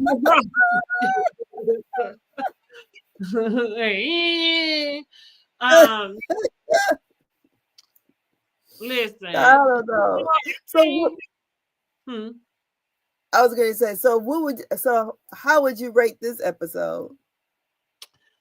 I mean, I would give it about a 7. I would give it about a 7. None of the shows haven't been that great. You know what I mean? They just haven't. And this is not my type of content. I think this is, like I say, it's way too messy. Yeah, it got dark. If I wanted to watch stuff like this, or maybe if I wanted to watch people brawl and everything, I would figure out how to go watch Zeus. Because I feel like they do that every night. Over there. Yeah, so listen, I don't even know how to go. I guess it's just an app or something, but that's what I mean. That is like if I wanted to see people argue about whatever, no, and not to, I mean, again, I know our housewives, we talk about them, we're talking about it right now. And I love housewives. I'm an addict, an enthusiast, all of it. But after, the Real Housewives of Atlanta is going on Sweet 16, you know what I mean? Like, after 16 years, even with Married to Medicine, like, let's keep it on Married to Medicine. Like I had said before, they had did a good job of kind of carving out a space for them that was separate from Housewife Universe, right? And I mean that to say that they had some of the same formulas because it is what it is, but they had a lot of different other elements that they brought us with the profession, with the husbands, with the couples trip, you know what I mean, those things. And so now we just kind of see them, thanks to Dr. Heavenly being producer extraordinaire over there, that nobody asked her for, and I don't think she's getting paid or credit. So, don't know why she feels the need to step in that way, but thanks to her, here we are, with this. And it's just like, yeah, I think I had always thought of them as being a classier version.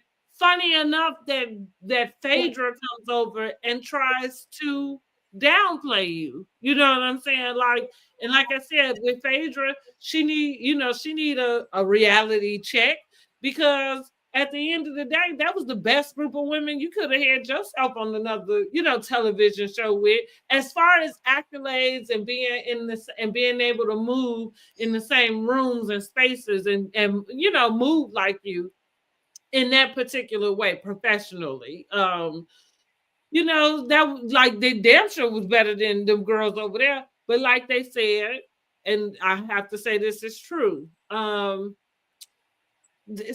Not all women, they say that they like it, but not all women like that. Some women need to be somewhere where others can be up under them, and they can be, feeling like they showing and teaching and doing or whatever. And so I feel like, especially with Phaedra returning to Housewives of Atlanta, which is what brought me back to them, is because now that group of girls are all younger. Her and Cynthia are about to be the oldest ones over there. And funny with them is that because they're single, they're the oldest ones, but they're about to be acting like them. You know what I mean? The younger ladies, let's just put it that way. And so number one, we're gonna see what Sweet 16 brings, because it's 16 years. There has to be some evolution in who we're watching and what the stories are and what's being told.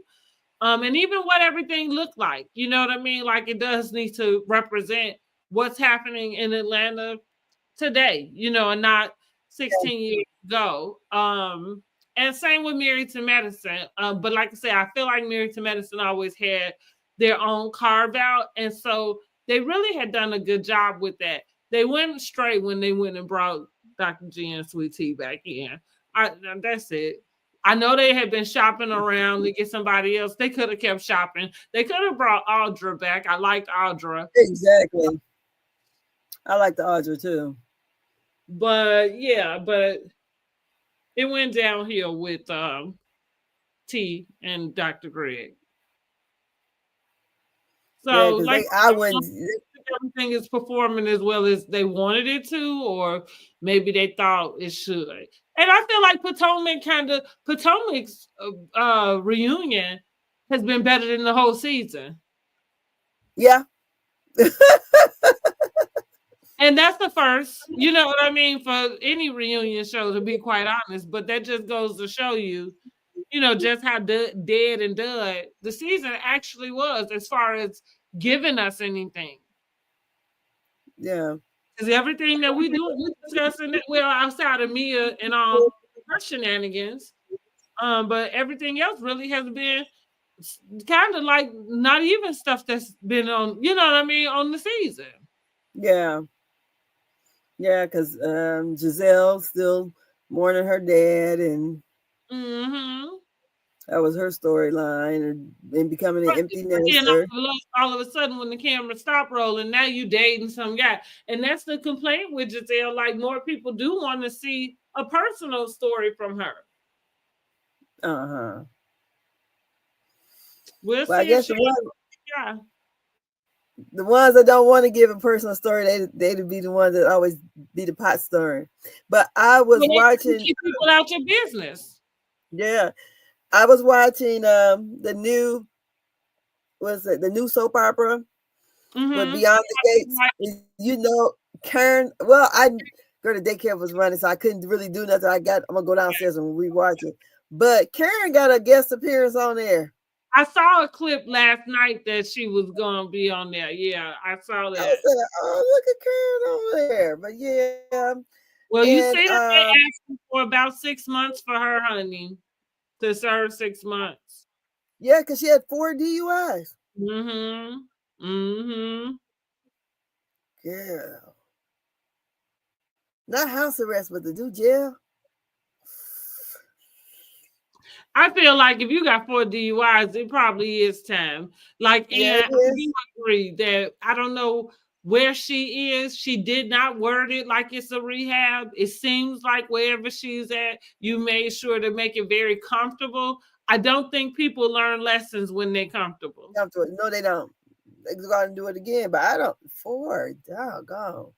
But then, Cherie said she was a drunk, didn't she? Well, they've been saying it the whole time. So yeah. Wow. 6 months.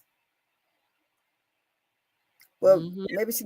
What is that? What is that, like 2 for 1? So maybe she get out in 3 months. No, I think 6 months is 6 months, but I don't know, child. They usually give you a day, like a day. Like you go to like a federal or something like that. I don't know. Well, It's something. I think it's some type of difference about it. With federal, you have to do 85%. Okay. State used to be, well, the state of Indiana used to be 50%, and they didn't went up too in their time. But usually, I thought jail time was usually. Well, is it when you in county or when you go to the little place? Girl. To the actual, I don't know, child. Don't give me that. I'm just talking about the fellas in my family. Well, I got a couple in mine too, and I still don't know because I don't, and I don't want to know. To be quite honest, I'm okay being in the dark about it. Look, I remember my husband got he got an OWI. I was in my 20s because before I had my son, and we were supposed to go and see Players Club this night, and he was riding with his sister's brother, and he said the boy was swerving so bad, he was like, pull over and let me drive.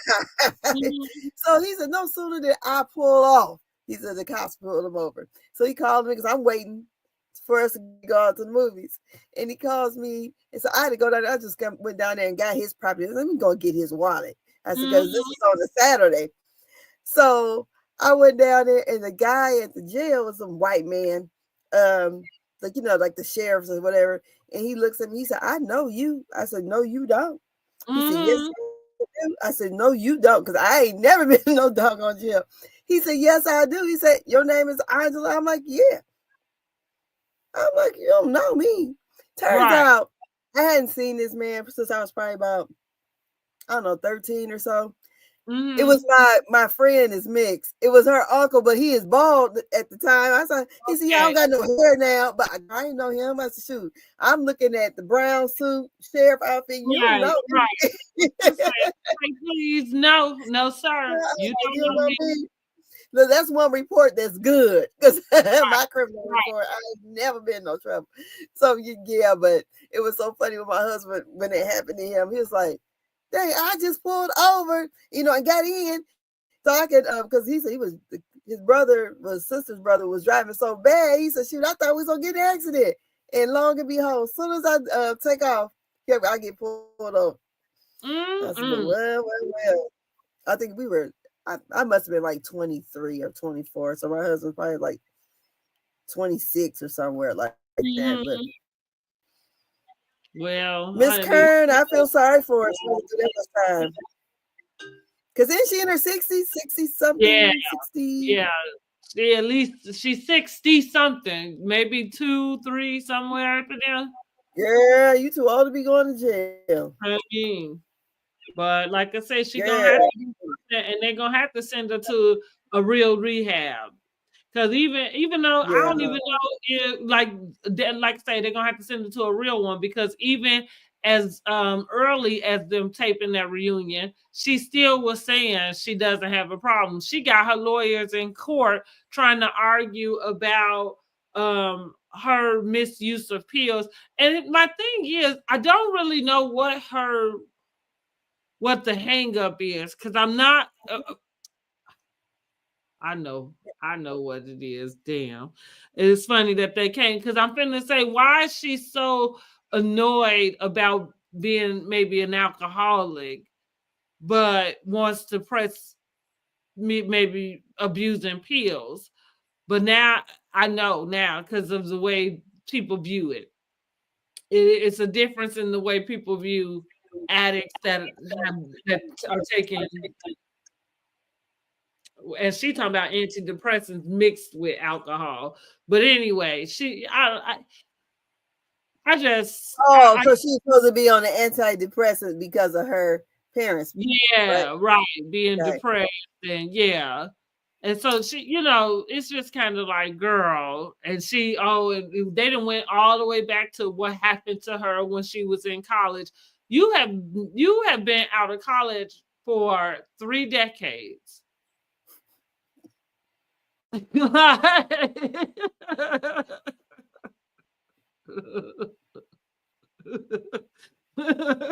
3 decades. Girl, shoot, 4.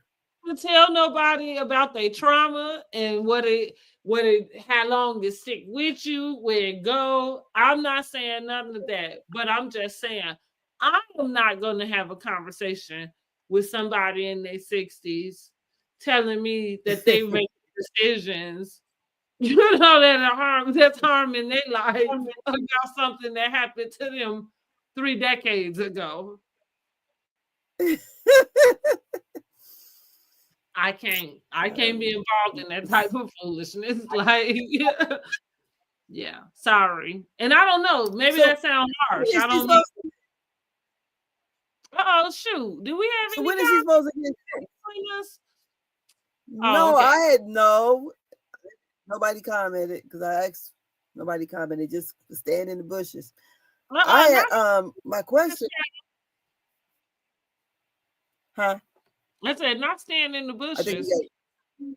Yes. But so when is she supposed to be sentenced then? I think maybe the 28th. Oh. Well, thoughts and prayers, honey. Yeah. Thoughts and prayers. Because when will they start filming again? Oh, now that part I'm not sure. They probably, I don't know. And it might depend on waiting to see what happens with Karen. You think she wants to come back? Did I imagine this, or did I see a clip that says, is there another video of Karen that they're going to play? The one where she looks more put together? I feel like, and it's kind of vague or something, but I feel like for some reason it's supposed to be another message at the end, but I don't know. That's why I was like, did I make that up my own self? Yeah, I don't know, but Mia, she's back where we started, crying.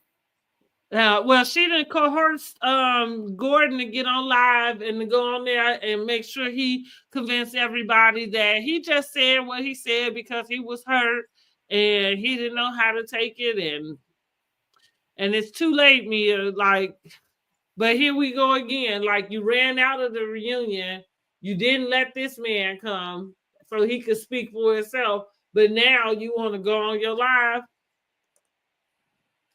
Yeah, I don't know. She just gives fake, and I hate her hair. Oh my God, I hate her hair with a passion. I hate it.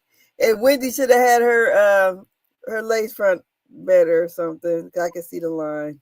You say you can see it, huh? Yeah, I can. I wasn't trying to see it, but I saw it. But Mia hair look a mess. I don't know what they were trying to do with that. Yeah, I didn't like it.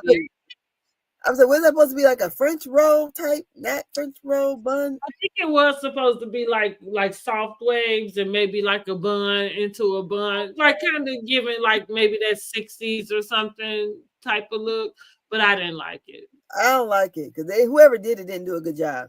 Mm-hmm. Because shoot, I'm like, because when she turns to the side, you know, that's funny. My mom used to say stuff like that, but I wouldn't even say whoever did it didn't do a good job. It doesn't look good on Mia. Like that's not a good hairstyle for her. But the back of it don't look right. That's what I'm talking about because I can't tell if it's a bun. It's like that's what I'm saying. Like I believe, and it's funny. I guess I'm going into like maybe my cosmetology days. But I believe that, like, if you had long hair, you know what I'm saying?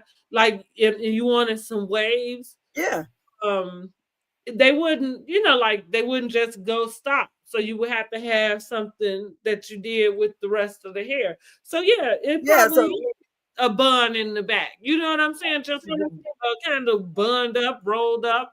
But the look in general, it's the fact that Mia has strong features. You know what I mean? Like, so it's not a good hairstyle for her. No, I didn't like it at all. I'm like, what is that? But that's what I'm saying. I necessarily wouldn't say the person who did it didn't do a good job. It just wasn't a great hairstyle for her. I don't think she should have had that. I think so. Yeah, I didn't like the waves. I ain't like it with other girl hair either. I don't think I like too many of none of them. I didn't like Kay hair. And Jazzy's. Jazzy's got, you can tell. I feel like I like Wendy's hair and look the most. I liked Wendy's hair till I seen that the line go around. The lace. I think somebody mentioned it and it caught my eye. I said, damn. Because I think this is right. You know, it's a very good look on her. And I don't like how those ladies got the titties so tight looking up there. I didn't. Yeah. I'm like, dang. I like the way Stacey's dress fit on her. Her dress don't look like they're in bondage. Right, exactly. Everybody else is like they're just taped up there. And I'm like, God. Exactly. Yeah. It looks terrible. But that's all I got, honey. That's all I got too, child. So we done got through another review. Yes. Yes.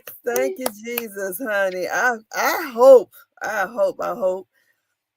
The next part 3 of the reunion, I hope it don't give Stacey a bad look. Yeah, we're gonna see, honey. We're gonna see. I was thinking, you know, that not for nothing, but I was thinking that maybe it wasn't anything like that because the beginning of that conversation where he was like, oh, I had to evacuate because of the fires, you know. So I was thinking like, like maybe, you know, like maybe that tea we got, even though Kempire, I don't know him to do too many exclusive like dropping teas like that, but I don't know him to lie either. So I don't know. He said it came from a reliable source. So I guess we're gonna find out. But I was thinking, like, I don't know, is it a possibility that whatever it is they got to say is something that's kind of like, you know what I mean? Like not even that big of a deal. Yeah. Making us, you know, we all like this. Yeah. On our fingernails, and then we get to be like, this it? Exactly. This wasn't explosive. Exactly. Yeah. All right, guys. Okay. Well, thank you for joining us. If you're on the replay game, jump in the comments and tell us what you think about the show. Share, and subscribe. Yes. Yes, and subscribe. Yes, to both channels. And I thank you for your time. And we're going to get up out of here. I got to eat. It's 10 o'clock. All right. I'm tired. Me too. All right, then. Thank you, guys. Have a great evening.